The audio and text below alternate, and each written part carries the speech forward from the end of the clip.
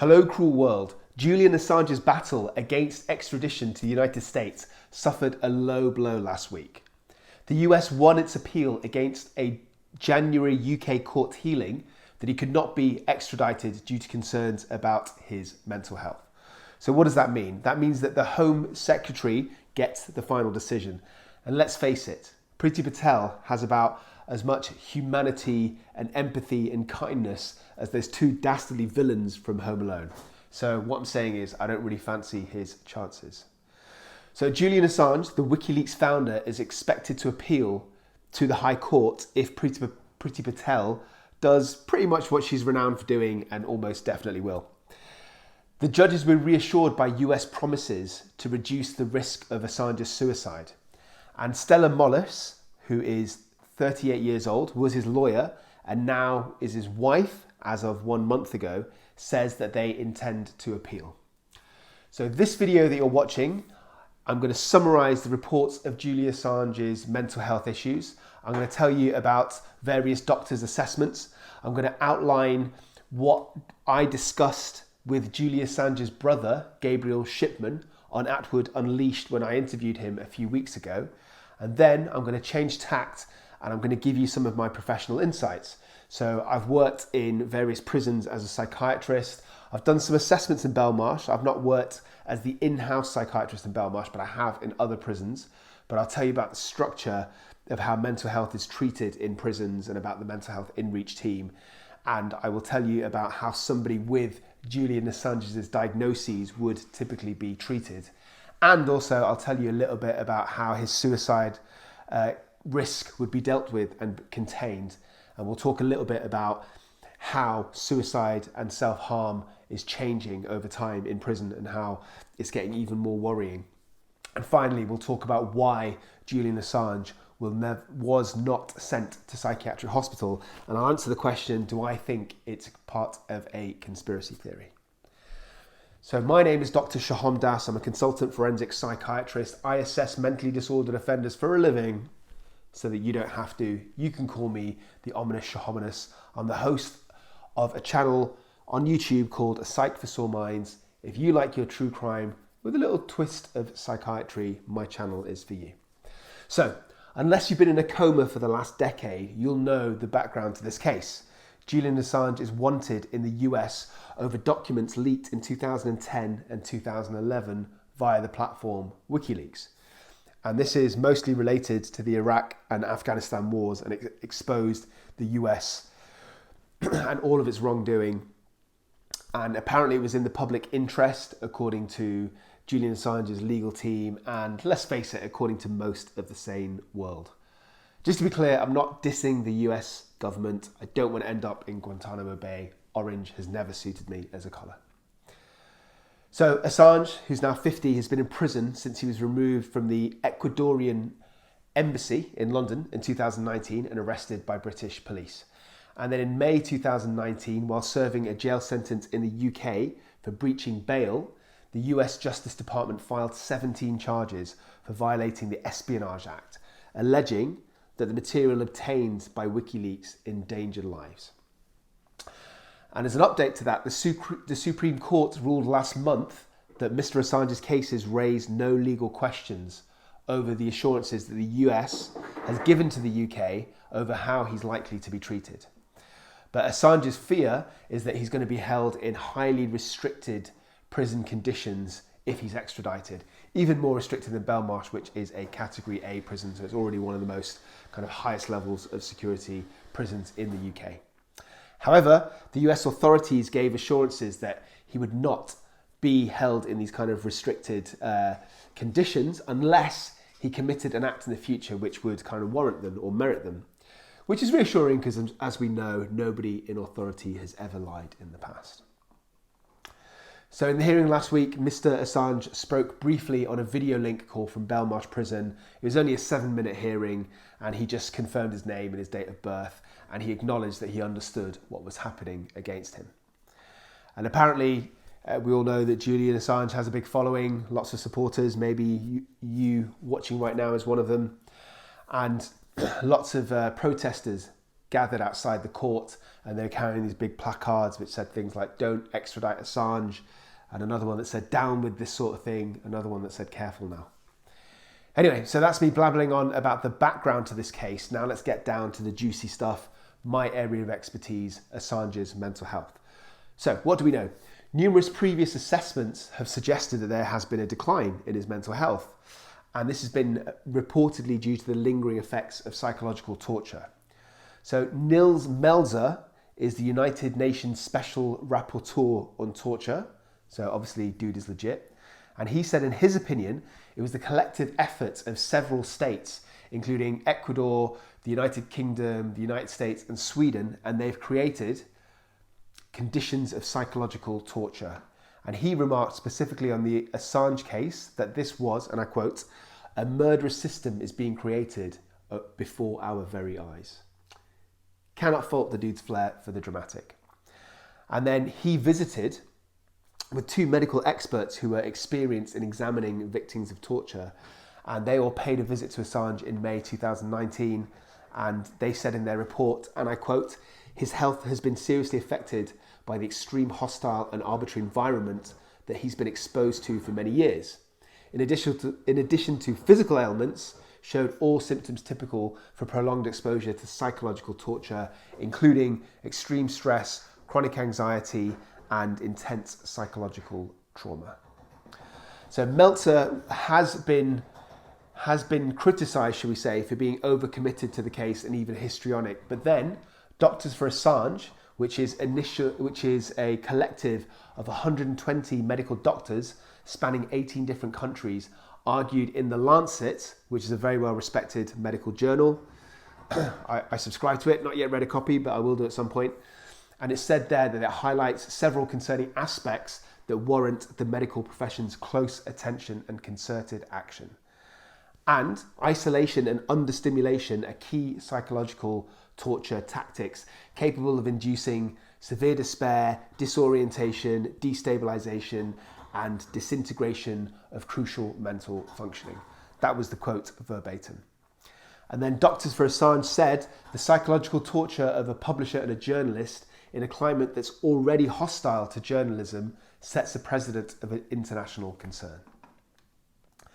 As well as all of that, Professor Michael Copeland, who's a professor of neuropsychiatry at the Institute of Psychiatry at King's College London, also a legit dude, he took the stand at the Old Bailey on the 22nd of September 2020, and he portrayed that Julian Assange was a man who was sleep deprived and he was suffering.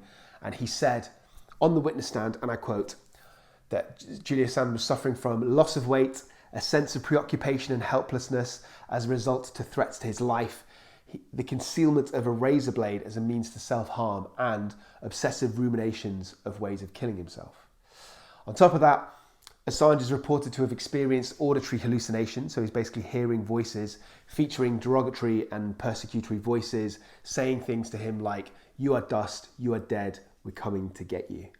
Now I'm going to break down some of the psychiatric diagnoses related to those voices later on in this episode. And then Professor Copeland went on to say, and I quote, that he is as certain as a psychiatrist ever can be in the event of imminent extradition, Mr. Assange would indeed find a way to commit suicide.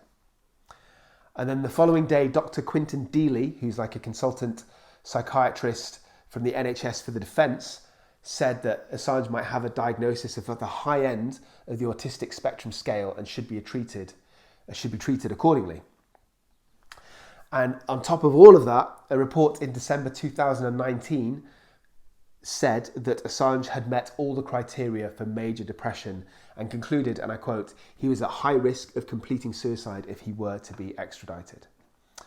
And then during this trial, the prosecution's tactics were, how do I put this, underhanded. So for example, they tried to rubbish the credibility of Professor Copeland by suggesting that he might be an expert in brain disease and its link with mental health, but that doesn't make him an expert on diagnosing Julian Assange's mental health.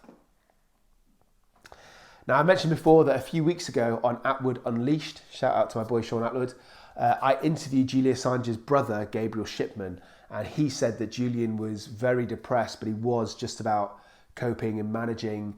But he said overall, over a long period of time, he noticed that there's been a change in Julian's personality. So he used to be, very gregarious, and now he's changed into a sort of sullen, quiet, quite a serious character. So there's been like a change in his actual, not just his well-being, but his actual personality. And his brother said that they were previously worried about suicide, and he seemed to get slightly better over time. And now with extradition on the horizon, it seems to have got worse, and they're very concerned about that. So, just to very quickly summarise everything that I've just been talking about, all the reports of Julian Assange's mental health, I'm going to summarise it, and I'm going to give you my opinion as a psychiatrist. Obviously, I've not had the benefit of assessing him in person. The most obvious thing to say is depression. That seems to be the most clear diagnosis. So very briefly, I'm sure you all know depression is associated with low mood, but it's also associated with other things. So things like a lack of pleasure in activities, low energy levels, low motivation, poor concentration, poor memory, poor appetite, poor sleep. All of those things in combination is depression. One aspect that I think is quite interesting is that he reportedly heard voices. So apparently these were quite nihilistic voices, telling him that he's worthless, etc. So that might sound like a form of psychosis, like schizophrenia, but I think they're more in keeping with severe depression. So people with very severe depression can get these like psychotic or pseudo-psychotic kind of symptoms, and they tend to be very nihilistic. And that's what separates them from paranoid kind of voices, which tends to suggest psychosis. I don't think he's been formally diagnosed with PTSD, post-traumatic stress disorder, but it's certainly been mentioned as a possibility, and he's certainly got some of the features, some of the symptoms. I personally think it's unlikely that he's got PTSD, and that's because it usually comes around from one specific event. So I'm not trying to diminish what Assange has been through, but it's been like a prolonged kind of psychological torture rather than, being stabbed or being robbed or being sexually assaulted or one massive shocking event. And that's usually what PTSD is born for. So that doesn't mean he's not really depressed, he's not distressed, and it's not been upsetting. I think it's definitely been all of those things, but I'm saying he probably doesn't have the core features of PTSD, such as flashbacks.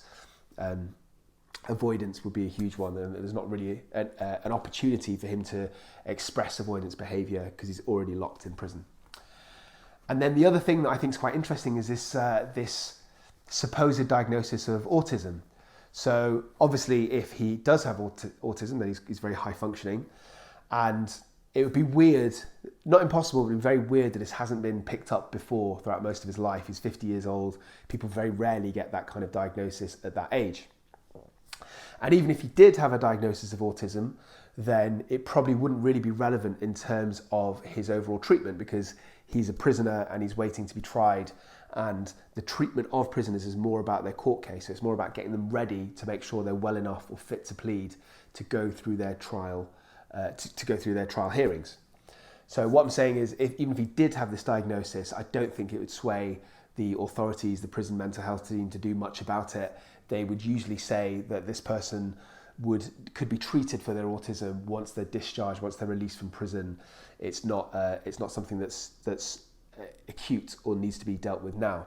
The exception to that would be if somebody had very severe autism and they weren't able to function, but it's very rare for somebody to have that in prison, because they're usually transferred to a psychiatric unit before or during the trial or when they're first arrested.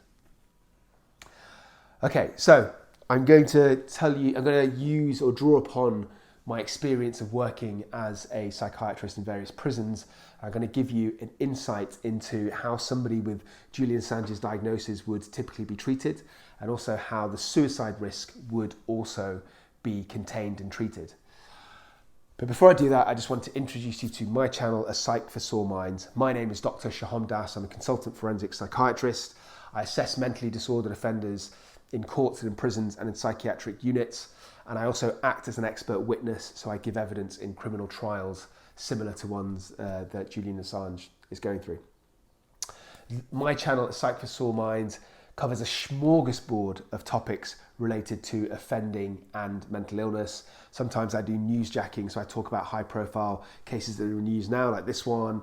I've done one on the Will Smith slap that I'm sure everybody and their grandmother knows about.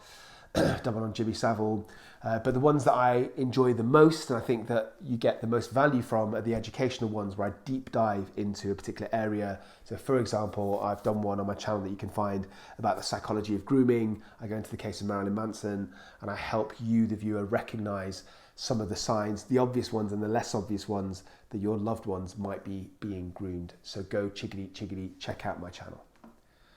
Okay, so let's get back to the episode. How's mental health treated in prison? So every big prison has a mental health team called an in-reach team.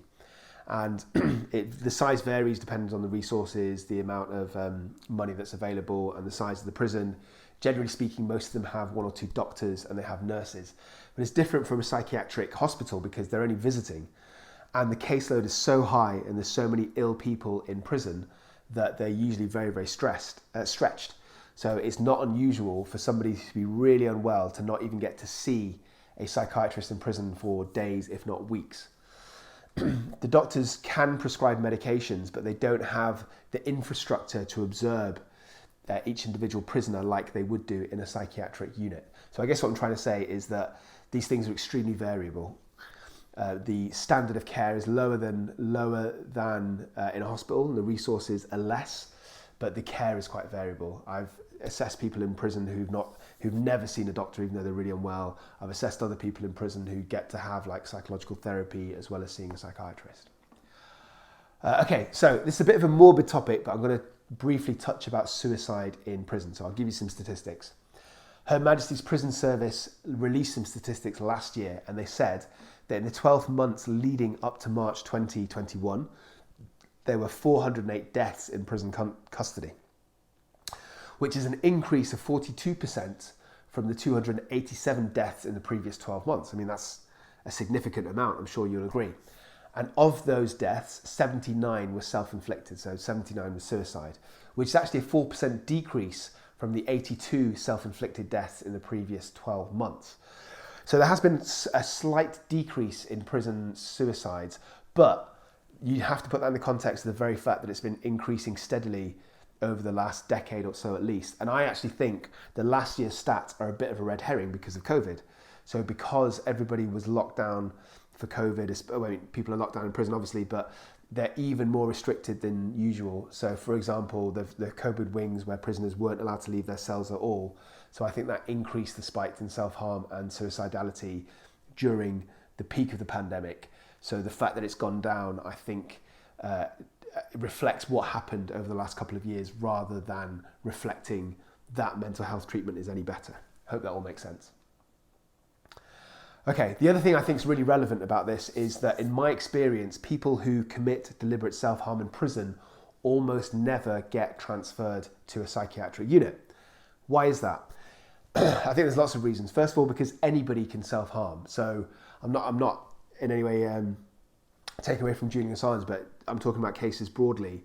Anybody can, not fake, but anybody can cut themselves if they knew that it would get them a transfer to hospitals. That's one reason. Another reason is because the prison has safeguards in place. So, for example, most prisons, and if any of you watching this have been to prison in the UK, can probably relate to this, have this thing called an ACCT, Acute Care and Custody and Treatment. And that's like a safeguard where if somebody's put on this, they're observed very, very closely.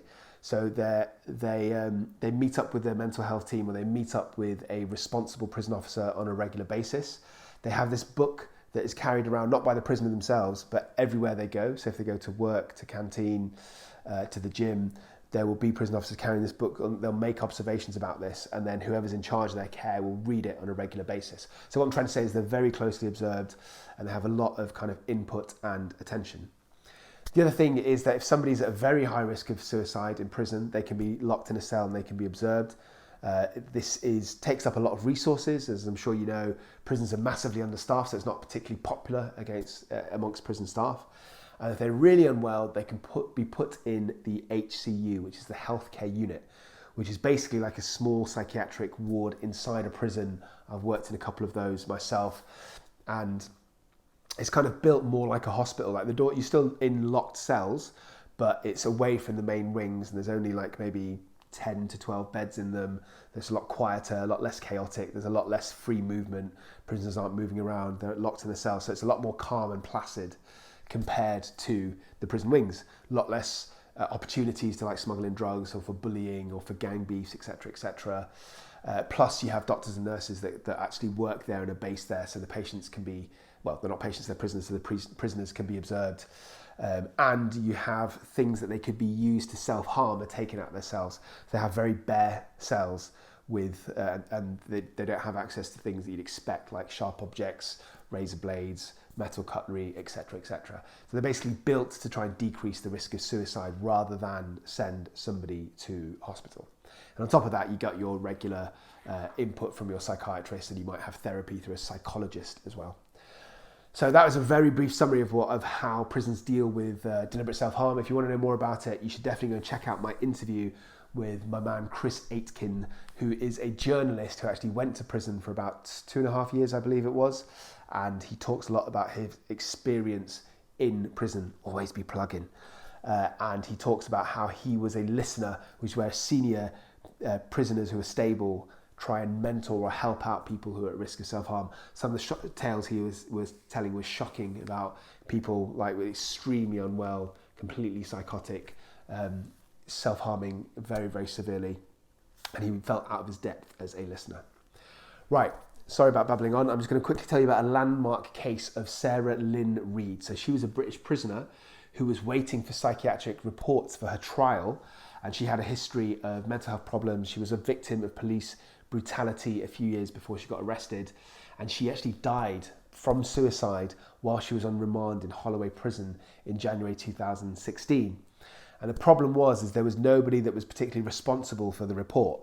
So her defence team couldn't find the right psychiatrist to write the report for her. So her case kept getting adjourned and get back and back and back again.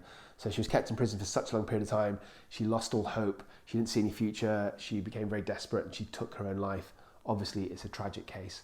The reason I bring this case up is because it kind of changed the landmark of how things are done. So now there's protocols where somebody has to take responsibility and the prison has to find somebody. And basically everybody, the communication has to be better so that everybody knows exactly what's going on. By the way, I've also done a video series in general on mental health within prisons, and I talk about this suicide in a lot more detail, and I talk about the hurdles of looking after prisoners' mental health in prison. Okay, I'm about to finish. Next question: why was Julian Assange never sent to a psychiatric hospital? Now, I have to say, even though many people, myself included, would argue that it would have been more humane to send him to a hospital, I'd have to say that with his diagnoses and his level of mental health issues, I don't think he would reach the typical threshold to be transferred. Because, as I said, treatment is available. There are doctors that visit, they can give him medications like antidepressants. There are protocols like the ACCT, the Act, to stop him or other people self-harming.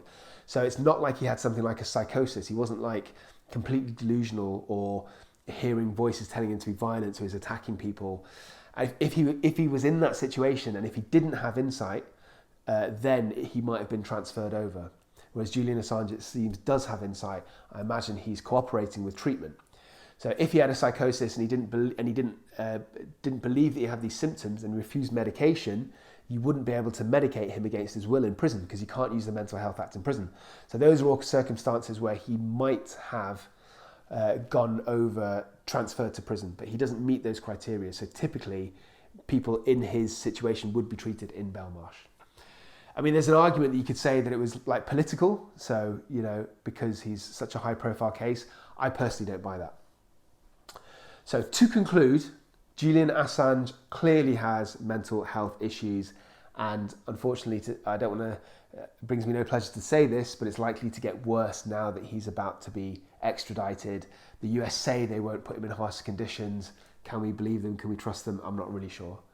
My closing thought would be, for me personally, I think our society, the humanity of our society is reflected on how we treat our prisoners. And even though there's a clear evidence from a number of sources that his mental health is suffering, they've not really given that enough emphasis or gravitas. And it seems that the US authorities really want to punish the embarrassment that he's caused. So they're not buying or they're not accepting the fact that he's got mental health issues to stop that process. And it seems like our courts agree with them. Do I think it's a conspiracy? Honestly, no. I don't think it's a conspiracy in terms of not transferring him to, not treating his mental health issues more aggressively or transferring him to hospital. Because as I say, it's not a massive endorsement of our mental health system in prison, but it's the truth from my experience. He would not meet the threshold to be transferred. Anyway, I hope you found this video educational and entertaining. If you like my style, you should definitely go and check out more videos on my channel, A Psych for Sore Minds. That's all I have to say, apart from remember to stay euthymic. Buy my book called In Two Minds, which is my professional memoirs. I talk about loads of my personal cases and how they've affected me as a psychiatrist. Until next time, stay euthymic and do not forget whatever happens. I love you.